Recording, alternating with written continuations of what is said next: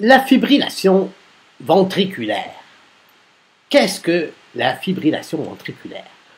En fait, il ne faut pas confondre. D'abord, je veux bien préciser ici, là, il ne s'agit pas de la fibrillation ventriculaire. Il s'agit, en fait, de la fibrillation ventriculaire. Fibrillation avec un « et », avec le petit accent aigu, là. Côté, là, accent grave, accent aigu. Voilà. Fibrillation, fébrile vient du mot fièvre. Alors, les enfants font des convulsions fébriles, par exemple, dues à une augmentation de la température du corps, et ils se mettent à convulser. Ça, c'est le mot fibrillation. Ici, il ne s'agit pas de la fibrillation, mais il s'agit de la fibrillation ventriculaire. Le mot fibrillation veut dire tremblement, fibrillation. Alors, ventriculaire vient du mot des ventricules. Donc, la fibrillation ventriculaire, et il ne faut pas confondre, parce qu'il y a aussi la fibrillation auriculaire, au niveau des oreillettes. Alors, la fibrillation ventriculaire veut dire une petite contraction désordonnée, désorganisée au niveau des ventricules. Alors, on peut retrouver le même phénomène au niveau des oreillettes aussi, mais c'est beaucoup plus grave au niveau des ventricules. Parce que les ventricules, comme on l'a vu plus tôt, dans la première vidéo là, sur les rythmes cardiaques, les activités mécaniques et électriques, alors, les ventricules, lorsqu'elles se contractent, qu'est-ce qu'ils font? Qu'est-ce qu'elles font ces ventricules? Ils envoient le sang à l'extérieur du cœur, ce qui permet la circulation sanguine. Alors que les oreillettes envoient le sang dans les ventricules. Vous me suivez? Alors, c'est beaucoup plus grave quand les ventricules sont atteints.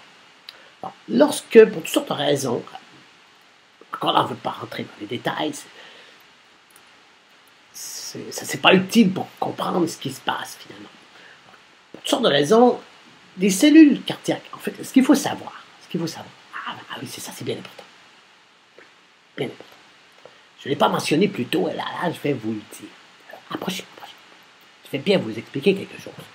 Je vous ai parlé du nœud sinusal, je vous ai parlé du nœud auriculo-ventriculaire. Vous vous rappelez, la première vidéo sur cette série.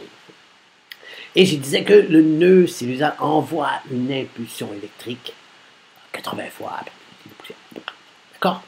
Mais en fait, ce qu'il faut savoir, c'est que 100%, toutes les cellules du cœur sont capables de générer une impulsion électrique. Eh oui, nos petites cellules cardiaques, elles sont très électrisantes. Oh oui.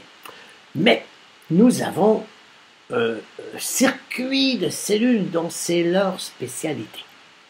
Donc, le nœud sinusal.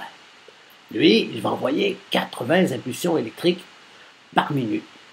Et si l'impulsion électrique suit son circuit normal, nous avons l'activité mécanique de contraction. Mais, comme toutes les cellules cardiaques sont aussi capables de générer une impulsion électrique, il arrive parfois, et on cette raison encore, que d'autres cellules au niveau des ventricules se mettent à faire à leur tête. Ils décident d'envoyer eux aussi des impulsions électriques un petit peu partout. Alors ce qui se produit, c'est qu'au lieu que le courant suive un circuit bien spécialisé qui entraîne la contraction en haut, les oreillettes en bas, les ventricules en haut, en bas, en haut, 80 fois par minute et des millions de fois dans notre vie, quand ces autres cellules se mettent à faire eux aussi, à envoyer des impulsions électriques, à prendre la place du nœud sinusal, eh bien les ventricules sont bombardés de paquets de petites chocs électriques. Alors toutes les ventricules se mettent à fibriller comme ça. Alors il n'y a plus de contraction, il n'y en a plus, et ça fait plus. Alors qu'est-ce qui se produit dans ce temps-là? S'il n'y a plus de contraction, eh bien il n'y a plus de circulation sanguine. Alors nous nous retrouvons avec un dilemme. Nous avons toujours une activité électrique, mais cette activité électrique-là n'entraîne pas d'activité mécanique. Alors, le résultat, c'est que la personne qui est victime d'une fibrillation, pas une fibrillation, mais une fibrillation ventriculaire, son cœur ne se contracte plus. il n'y a plus de circulation, il se retrouve au même résultat que si son cœur était en asystolie. Alors, la personne se retrouve morte. Eh ouais, la vie, c'est une maladie mortelle. Eh ouais, on s'en sort pas vivant. Mais, contrairement à l'asystolie, il y a toujours une activité électrique présente. Le nœud sinusal envoie toujours ses impulsions électriques. 80 fois par minute, il est poussière. Ah, voilà, on n'entre pas là-dedans. Alors, ce qui se produit, c'est que le cœur fibrille comme ça, et la circulation cesse, la personne tombe par terre. Mais si, avec une machine spécialisée, là, un défibrillateur, hein, vous voyez le mot fibrillation, défibrillation.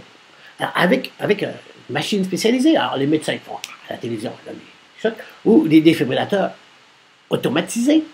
Alors, si on a ce petit machin, ce petit bidule, on le met sur la personne, on le met sur sa poitrine ici, là, et on peut lui donner un choc électrique. Et ce que le choc électrique va faire, bien, quand nous allons lui donner un choc électrique, nous allons arrêter la fibrillation. Et nous espérons que le nœud sinusal va reprendre le dessus et renvoyer une activité électrique qui va permettre à nouveau la contraction cardiaque.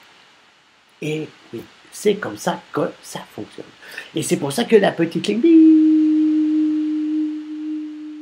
si on donne des chocs électriques sur un cœur qui est en asystolie, ça ne fonctionne pas.